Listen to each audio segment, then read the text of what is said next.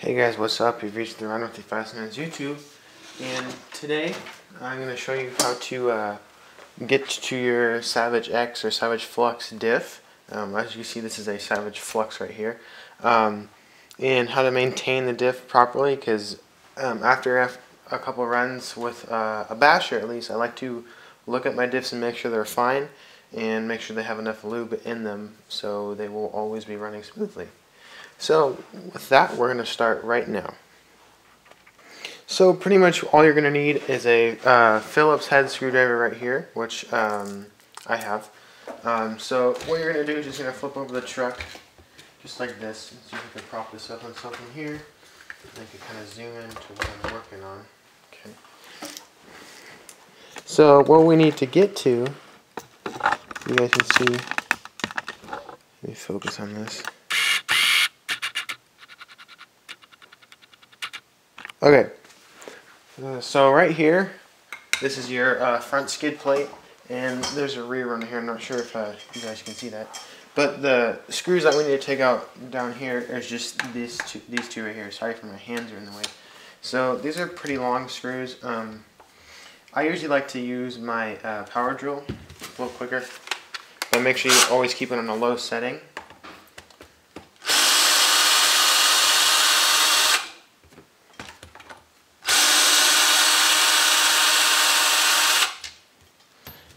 There we go.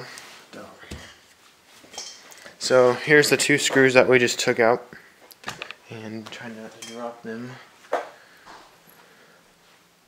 right here. Focus this.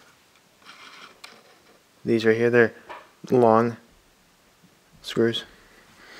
But yeah, so I'm just going to zoom right out here, and now I must get to this part. So I'm going to go ahead and flip this truck over here. Okay. So next what we need to do is, if you guys can see, I'm not sure if you guys can see it all, right in about here, I hate this tripod with a passion, there we go, right about here, there is a, there you go. Okay, so what we need to do now is we need to take off these little brace things right here. First off, take something in those pliers.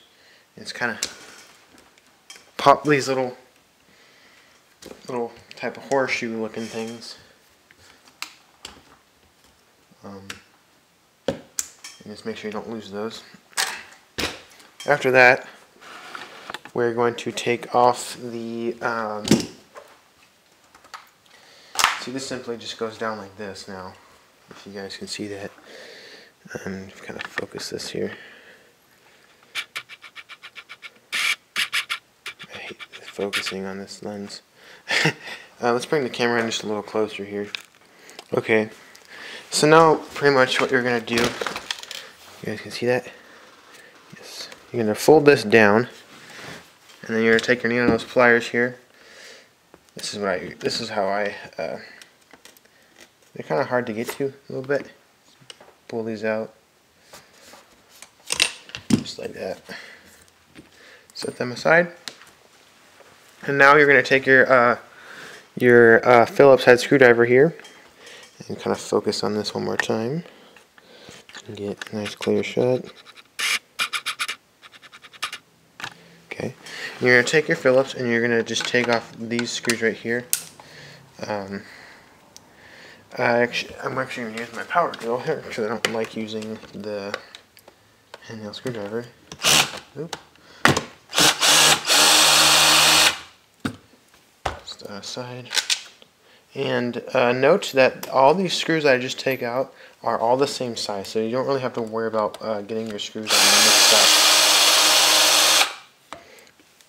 That's always a good thing. And then down here, there's a button head screw that you need to take out. You take up the bottom one, not the top one. The bottom one right here. Just kind of take it out. Now this one I kind of have to take out with the screwdriver because it's harder to do it with the drill. For those who use a drill. because I'm kind of lazy when it comes to using screwdrivers. But that's totally fine.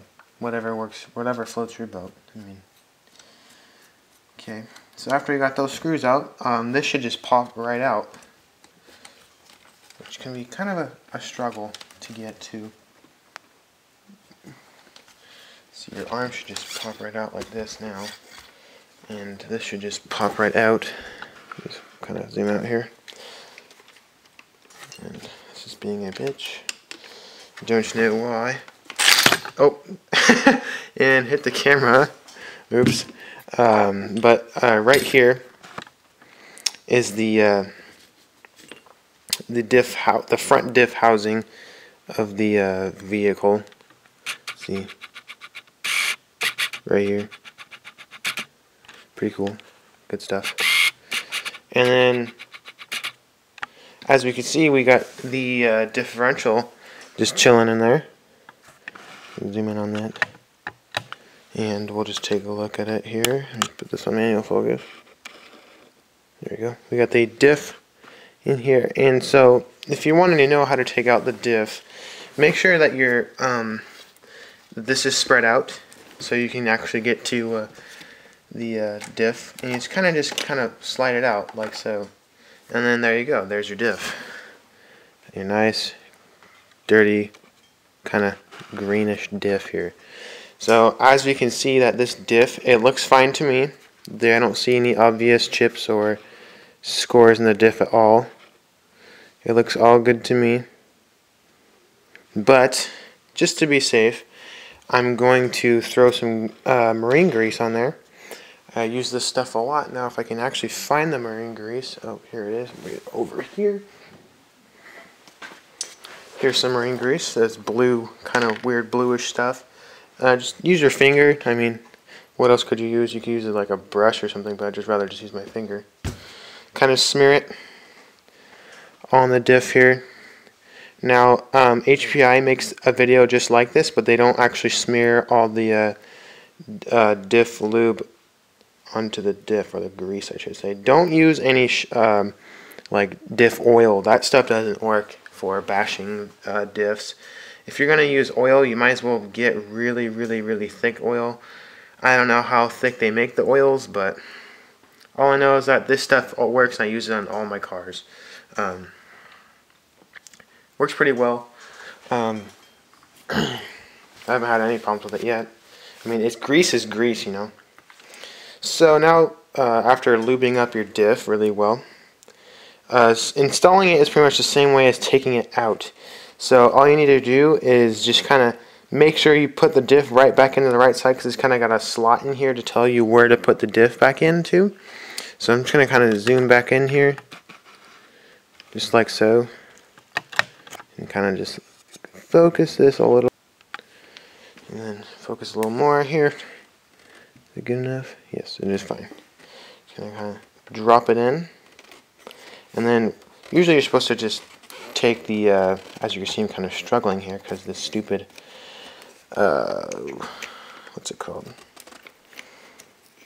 Now, if you get grease on your fingers, you kind of have to get over it, because there's no way you can really prevent getting no grease on your fingers. I mean, come on. If you're in the hobby, might as well get your hands dirty, if you know what I mean.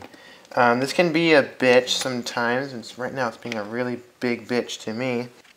Okay, so I got the diff in now, and all my dog bones are in place. So simply now all you got to do is take your diff casing, the front casing here. You can zoom out a little bit, and then just kind of slide right back in. Make sure you have it the right way. It slides right back in, like so. Nice and easy. Next thing you should actually do, take your little purple brace here that goes right in here. Sometimes it could be a butt head to kind of fit through. Okay, now I got the purple brace back in. And then now you take your hinge pins that hold your A-arms in, and sometimes you just kind of wiggle it around just to get it in place, which can be a bitch sometimes. Everything's being a bitch today.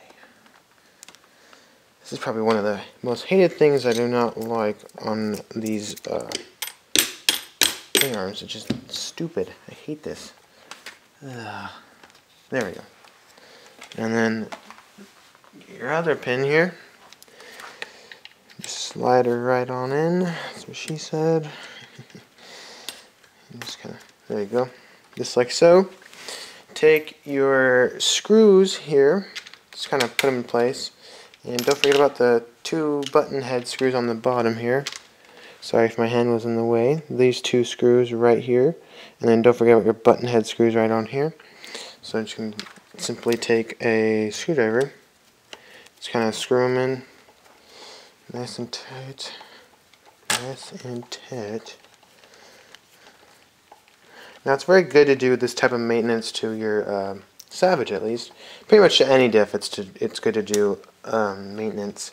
The reason why is because it makes your diffs last longer. You know, it's good to take care of your RCs. Not too tight. Then you gotta do the bottom screws manually by hand. Can be a pain in the butt sometimes, but it's a part of the hobby, you know. Everything begins to be a pain in the butt.